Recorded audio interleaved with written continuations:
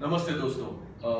आज का video blog का topic the number 1 instant formula for failure.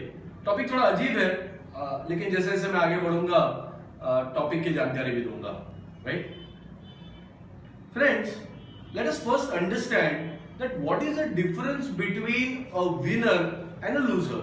What is the difference between a champion and a failure. क्या difference होता है, क्या फर्क होता है उन लोगों में जो बार बार हार के भी फिर कोशिश करते हैं, फिर कोशिश करके जीतते हैं, और क्या फर्क रह जाता है उनमें कि जो छोटी छोटी मुश्किलों के सामने घुटने टेक देते हैं, सरेंडर कर देते हैं, गिव अप कर देते हैं, क्विट कर देते हैं। बात करते हैं वीरेंद्र सहवाग की। वीरेंद्र सहवाग, जिन्हें प्यार से हम वीरू भी जानते हैं, एक धमाकेदार टेस्ट ओपनर रहे हैं। करीब करीब 8,500 international test match runs, 80 plus के स्ट्राइक रेट से बनाए हुए इतने सारे रन्स, एक शानदार स्टार बल्लेबाज जो कभी किसी से डरा नहीं। तो क्या डिफरेंस होगा वीरेंद्र सहवाग में और बाकी के इतने लोग जिनको ये मौके दिए गए? क्यों नहीं बाकी और कोई भी उनके हाफ भी डिस्टेंस या हाफ भी रन बना पाया? दोस्तों, इन सारे सवालों के जवाब आज के ब्लॉग में रहेंगे। ब्लॉग का नाम है the number 1 instant formula for failure. में दोस्तों, वीरेंद्र सहवाग हो या बाकी के इंडियन ओपनर्स, विलियम बोइंग हो या राइट ब्रदर्स, फेलियर हो या सक्सेस, चैंपियंस हो या क्विट करने वाले, एक ही फर्क होता है। फर्क होता है, उसे कहते हैं beliefs. What you believe you become. So दोस्तों, this is Kaustubh Panse. I represent this organization called as Master Coach Consulting. हम लोग इंडिविजुअल और कॉर्पोरेट्स को अपनी गोल कैसे हासिल करना है, इनके ऊपर कोचिंग देते हैं। And we use tools from NLP, जिसका फुल फॉर्म है न्यूरो लिंग्विस्टिक प्रोग्रामिंग। बहुत ही जल्द मैं एक पूरा वीडियो लेके आऊंगा explaining what is NLP। Friends, let's assume that you have a big goal. ऐसा मान के चलते हैं कि आप एक बड़े गोल का पीछा कर रहे हो, बड़े लक्ष्य के पीछे आप साधना कर रहे हो। तो अमूमन देखा गया है कि जब भी आपके पास एक बड़ा लक्ष्य होगा, एक बड़ा गोल होगा, प्रॉब्लम्स तो आएंगे ही। सिर्फ प्रॉब्लम्स उन पड़ोसियों की तरह है जो कभी भी आके आपकी खिड़की में झांक सकते हैं। अभी आप इनके साथ कैसे डील करते हो, यही डिपेंड करता है कि आपका भाग्य या आपकी डेस्टिनी कैसे बनेगी। फॉर एग्जाम्पल, जैसे हमने पिछले वाले वीडियो में राहुल द्रविड़ का कहानी देखा था। Whenever he encountered a problem, he had a 3-step process. The first was he would raise his standards। वो अपने मापदंडों को, अपने स्टैंडर्ड्स को बढ़ा देते थे। लेकिन बहुत बार सिर्फ स्टैंडर्ड बढ़ाने से नहीं होगा। आप अगर सिर्फ अपने स्टैंडर्ड्स बढ़ाते रहे तो एक लिमिट के बाद आप नहीं बढ़ा पाओगे, अगर आपने आपके निगेटिव थॉट्स या लिमिटिंग बिलीफ या आपको रोकने वाली धारणाओं को चेंज नहीं किया। तो आज का जो ब्लॉग है वो उसी विषय पे है कि how do you eliminate your limiting beliefs. आपकी धारणाएं जो आपको रोक रही है, आपके बड़े ध्येय से आपको वंचित रख रही है, उन्हें कैसे हटाया जाए, इसके ऊपर आज का वीडियो है। जो भी लोग कभी किसी गोल का पीछा करते हुए क्विट करते हैं, गिव अप करते हैं, वो एक क्लासिकल पैटर्न या फॉर्मूला फॉलो करते हैं। वो फॉर्मूला आपको बताता हूं। जब भी उनके लाइफ में कोई अनडिजायर्ड इवेंट होता है, ऐसी कोई अनपेक्षित घटना उनके साथ घटती है जो उनके मन के विरुद्ध है, जिसको उन्होंने कभी अंदाजा नहीं लगाया था, उस चीज को वो नाम देते हैं as a failure, as a setback. उसे वो प्रॉब्लम कहते हैं, स्ट्रगल कहते हैं, सरदर्द कहते हैं, तूफान कहते हैं। वो सोचने लग जाते हैं कि ये दुनिया का अंत है। उनके लिए वो एक त्रासदी, एक डिजास्टर, एक मॉन्स्टर, एक राक्षस या एक एनिमी के रूप में आता है।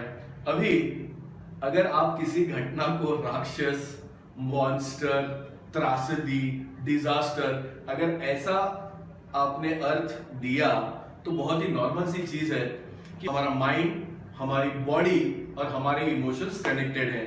अभी किसी भी वजह से अगर आपके माइंड में, आपके सबकॉन्शियस माइंड में और आपके बॉडी में अगर किसी भी प्रकार का पेन है, किसी भी प्रकार का अगर दर्द है, तो सबसे पहले वो आपके में निगेटिव इमोशंस तैयार करेगा। जैसे कि पहले तो इरिटेशन, डिस्कम्फर्ट, ये हल्की फुल्की इमोशंस चालू हो जाएंगे। फिर थोड़ा सा डर लगने लगेगा, वरी होगा, स्ट्रेस होगा, उसको आप हैंडल नहीं कर पाए तो टेरर होगा, फिर गुस्सा भी आ सकता है आपको। तो जब जब आपके लाइफ में फेलियर या सेटबैक्स को आप मॉन्स्टर कहोगे तो आप में फियर, एंगर, इरिटेशन, ये सारा आपको जरूर दिखेगा उसमें। ये कहानी है 17 दिसंबर 1903 की, जब राइट बंधुओं ने, राइट ब्रदर्स ने पहला पावर्ड एयरक्राफ्ट उड़ाया Kitty Hawk, North Carolina, US में। ये फ्लाइट लगभग 20 फीट की ऊंचाई पे 59 सेकंड तक 852 फीट की दूरी तय करता हुआ एक इतिहास रच गया। इतिहास में राइट ब्रदर्स अमर हो गए। सैकड़ों ने अपनी जान गंवाई थी इस सपना पूरा करने के लिए, और राइट ब्रदर्स खड़े थे उस इतिहास के पन्ने पे जहां पे उन्होंने फ्लाइंग मशीन का इन्वेंशन कर दिया था। एक पत्रकार ने आके कुछ महीनों बाद इनको पूछा कि सर, अभी आपने जो फ्लाइंग मशीन बनाई इसमें हम लोग कब उड़ सकते हैं? When can I go to Paris in the same aircraft that you have invented? और ओलिवर और विल्बर ब्रदर्स ने अपनी एक दूसरों की आंखों में देखा और एक अजीब सी मुस्कुराहट जिसमें कन्विक्शन था, उससे पत्रकार को जवाब दिया कि हमने जो मशीन बनाई है that is only for the sole purpose of entertainment, इसका कोई कमर्शियल एप्लीकेशन हो नहीं सकता है। और ये वो सही में मानने लगे। इसकी वजह ये थी कि उन्होंने बहुत सारे अटेम्प्ट्स दिए जिसमें वो फेल हुए। उन्हें एयरक्राफ्ट की सेफ्टी के इश्यू आए, मार्केट में इतना टैलेंटेड इंजीनियर्स का अवेलेबिलिटी नहीं था जो उनको सपने को कमर्शियलाइज करने के लिए लग रहा था। तो आफ्टर रिपीटेड फेलियर्स दे क्विट। तो अगर इस इतिहास को देखें तो उन्होंने इतना ज्यादा फोकस किया आज के प्रॉब्लम्स पे, जैसे सेफ्टी हो या टैलेंटेड इंजीनियर्स का ना मिलना हो, उससे उन्हें फ्रस्ट्रेशन, फियर ऑफ फेलियर जैसी फीलिंग्स आई, और उसी से उनका एक लिमिटिंग बिलीफ तैयार हुआ कि एयरक्राफ्ट का कमर्शियल एप्लीकेशन नहीं हो सकता है। तो क्या रिजल्ट हुआ उससे?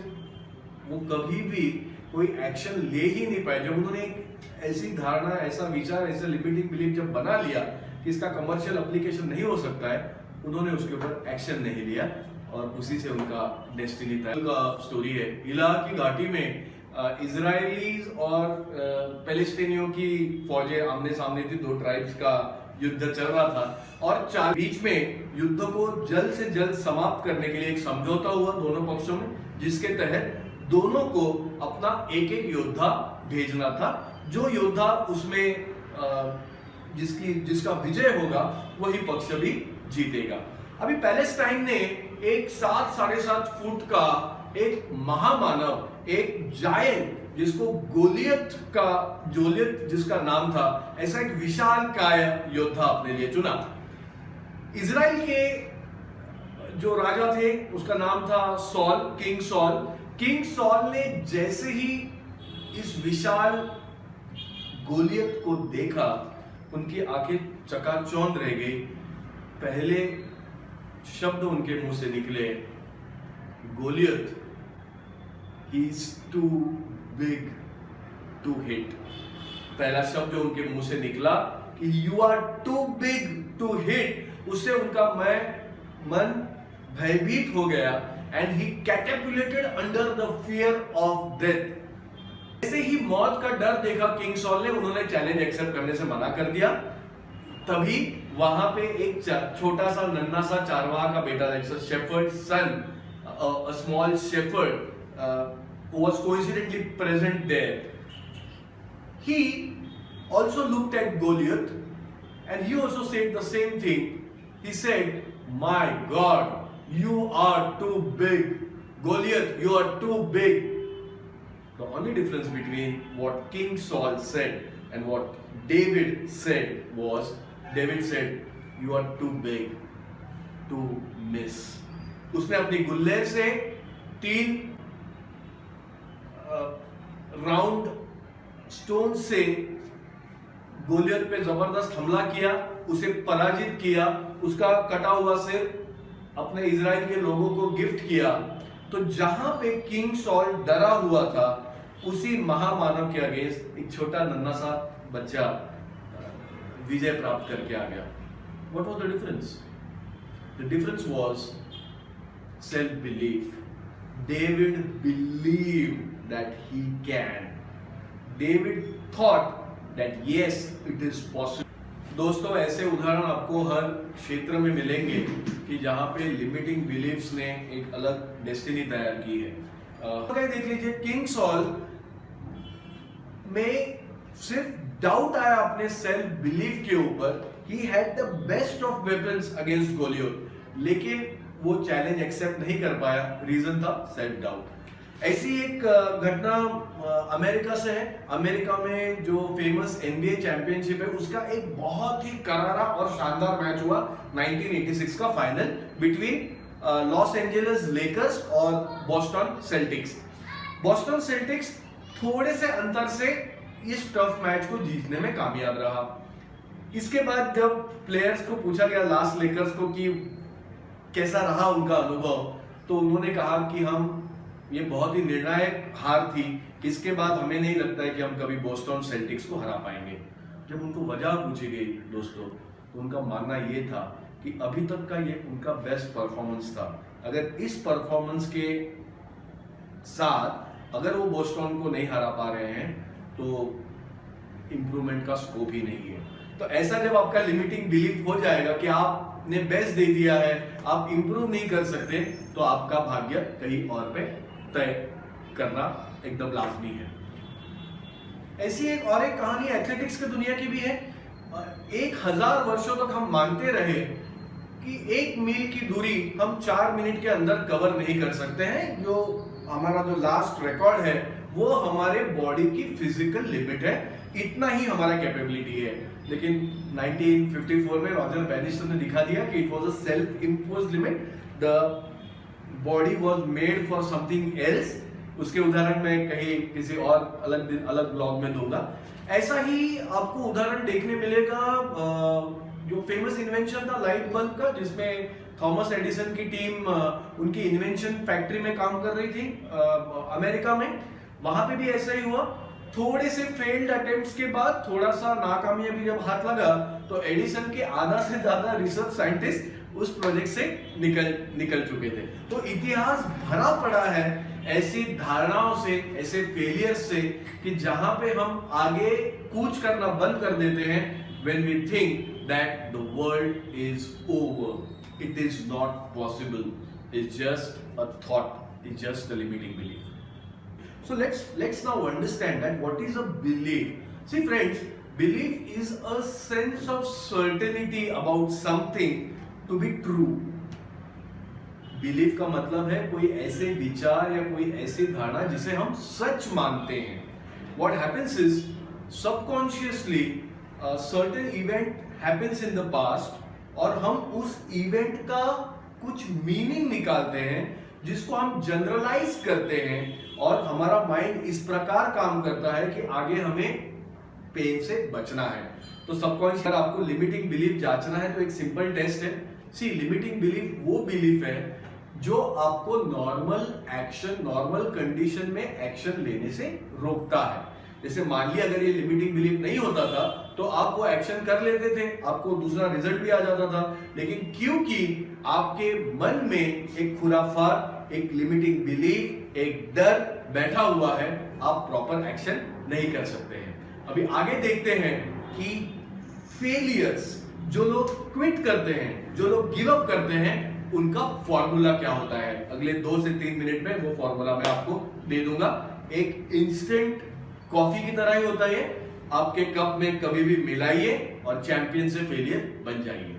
क्या है पूरी दुनिया में, आप किसी भी देश के हो, किसी राज्य के हो, किसी शहर के हो, किसी गांव के हो, आप मेल हो, फीमेल हो, स्टूडेंट हो, वर्किंग प्रोफेशनल हो, लॉयर हो, आर्टिस्ट हो, स्पोर्ट्समैन हो, एक ही फॉर्मूला है जो आपको चैंपियन से फेलियर बनाता है। वो फॉर्मूला मैं आपको दिखा रहा हूं, उसको आपको ऑब्जर्व करना है अपने अंदर। और अगर आप टीम मैनेजर हो, अगर आप टीम लीडर हो, अगर आप कोई मैनेजमेंट का रोल प्ले करते हो, अगर आप कोई संगठन चलाते हो, तो आपको ऑब्जर्व करना है कि आपके टीम मेंबर्स कैसे खुद को लिमिट कर रहे हैं, कैसे अपने भाग्य को लिमिट करके उसका अलग रूपांतरित कर रहे हैं। राइट। सबसे पहला पॉइंट है फोकस और अटेंशन। जब भी कोई अनडिजायर्ड घटना घटती है, आपके पास एक पर्सनल पावर है, एक पर्सनल चॉइस है कि आपका ध्यान, आपका फोकस, आपका अटेंशन कहां रखा जाए। आइदर आपका चॉइस है कि आप वो फेलियर का इतना ओवर एनालिसिस करें कि आप आगे बढ़ ही ना पाए, इतना टाइम बर्बाद कर दे उसमें कि आप आगे बढ़ ही ना पाए।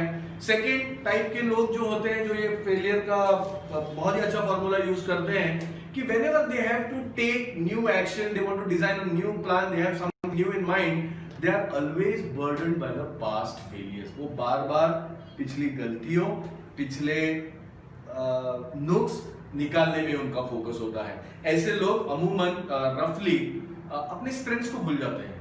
They keep on repeating to themselves what mistakes that they have created in the past and how they failed in their previous attempts, right?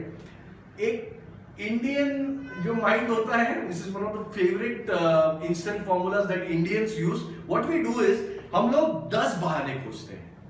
10 बहाने खोजते हैं कि हम लोग फेल क्यों हुए। Market conditions, environment, management, boss, government, everything, but we never blame ourselves.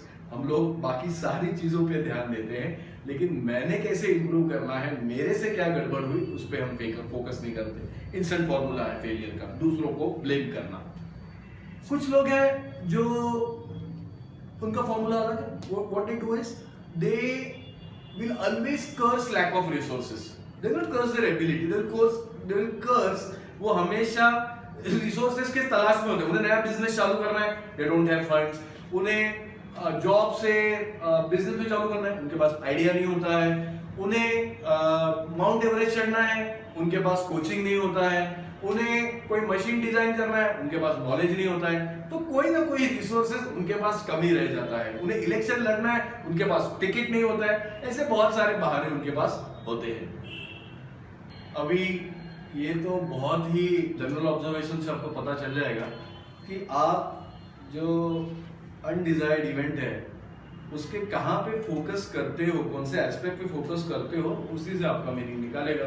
अगर आप यूजलेस चीजों पे फोकस करोगे तो यूजलेस मीनिंग निकलेगा। अगर आप यूजफुल मीनिंग निकालोगे तो इसका मतलब है कि आपका फोकस था किसी अच्छे वाले पार्ट पे, राइट। अभी फेलियर का जो फॉर्मूला है उसमें अगर आपको इंस्टेंट फेलियर चाहिए तो ये लोग क्या करते हैं, फोकस तो मैंने आपको बता दिया कि ये कैसे कैसे फोकस करते हैं। अब ये मीनिंग बड़े कमाल के देते हैं, राइट। सबसे पहले तो इनको लगता है कि why it has happened to me, मेरे साथ ही क्यों हुआ, सारा बुरा तो मेरे साथ ही होता है। फिर इनको लगता है कि छोटा मोटा भी अगर बुरा हो गया तो ये सोचने लग जाते हैं कि this is the end of the world. फिर इनको लगता है कि फेलियर ये कोई स्टेपिंग स्टोन नहीं है, ये तो एक राक्षस है, इससे दूर भागा जाता है, इसको भगाया जाता है अपने लाइफ से। और मेरे दोस्त सबसे फेवरेट मीनिंग फेलियर्स के, बहुत ही आप भी सुनिए, बहुत ही आम है, सबसे ज्यादा लोग यही मीनिंग देते हैं कि I have reached my limits, either physically, emotionally और मेंटली। खेल ही खत्म कि I am not talented, I am not good enough. खत्म ही करो कि मेरे पास टैलेंट ही नहीं है, मुझे कुछ करने के लिए बोलो ही मत सर, टैलेंट है ही नहीं मेरे पास। तो अगर आपने ऐसे मीनिंग जमा करके रखे हैं तो बहुत ही नेचुरल है स्टेप नंबर 3, जो कि आप क्या इमोशंस फील करोगे। जो आपने फोकस अगर आपका निगेटिव है, आपका पूरा अनरिसोर्सफुल मीनिंग आपने देके रखे कि मैं किसी काम का नहीं हूं, मैं तो हमेशा फेल होता हूं, तो आप क्या एक्सपेक्ट करते हो, आपके फीलिंग्स कैसे रहेंगे? डेफिनेटली अच्छे तो नहीं रहेंगे, आपके निगेटिव फीलिंग्स रहेंगे। Right from irritation to discomfort you will start feeling fear. आपको सारी प्रकार के फियर आने ही वाले हैं। सबसे पहला फियर जो आपको आएगा वो आएगा फेलियर का, कि मैं हारने से डरता हूं। फिर आपको क्रिटिसिज्म का भी डर रहेगा। फिर आपको वो अनिश्चितता, मतलब अनसर्टेनिटी, उसका भी फियर आएगा। फियर ऑफ डेथ भी आ सकता है आपको मामूली से मामूली टास्क में लोग आपके ऊपर हंसेंगे ऐसा लगता है। तो जब आपको ऐसा लगने लगता है तो आपके पास एक इंस्टेंट फॉर्मूला है, इसको फाड़िए, इसमें मिलाइए और दुनिया के सबसे खतरनाक जीव जिसे लिमिटिंग बिलीफ कहते हैं, निगेटिव थॉट्स कहते हैं, वो आपको आने ही आने हैं। खूब कहा है हेनरी फोर्ड ने कि if you think you can or if you think you can't, any which ways you are right. अगर आप सोचते हो कि आप कर सकते हो या अगर आप सोचते हो कि नहीं कर सकते हो, दोनों ही केसेस में आप राइट हो। तो देखते हैं लिमिटिंग बिलीफ सबसे खतरनाक कैसे बनते हैं जो आपको फेलियर तक लेके आएंगे। अगर आपका फोकस अनरिसोर्सफुल है, आपने जो मीनिंग दिया है वो यूजलेस है, आपके जो इमोशंस है वो निगेटिव है, तो बहुत ही ज्यादा संभावना क्या मैं आपको स्टैम्प पेपर पे लिख के दे सकता हूँ कि आपको लिमिटिंग बिलीफ आएंगे। आप करीब से ऑब्जर्व कीजिएगा उन लोगों में जिनमें पहले 3 चीजें दिखती हैं, आपने भी ऑब्जर्व कीजिएगा। Limiting belief number 1, I can't do it, I don't have the experience, I am new, I don't have knowledge, I don't have skills, I don't have the experience that it takes to complete this task. I have never done it before. The market is down, nobody is buying in the market. Typical sales वाले example देते हैं। Question paper बहुत tough था, teacher ने paper पहले ले लिया, मैंने खुद को बहुत बार बदलने की कोशिश की, बदल नहीं सका, मैं पिछली बार फेल हुआ था, इसलिए इस बार मैं इसको अटेम्प्ट नहीं कर सकता। दोस्तों, ये भले ही इंस्टेंट फॉर्मूला हो, हम लोग कई बार यूज करते हैं।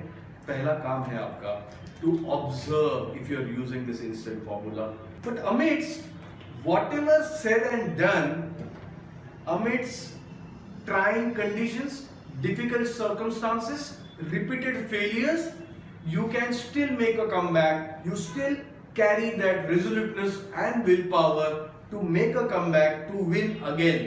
कैसे पॉसिबल होता है ये पॉसिबल होता है जब आप आपके अंदर के रिसोर्सेज को यूज करते हो, by focusing on right things, by giving an appropriate useful meaning and bye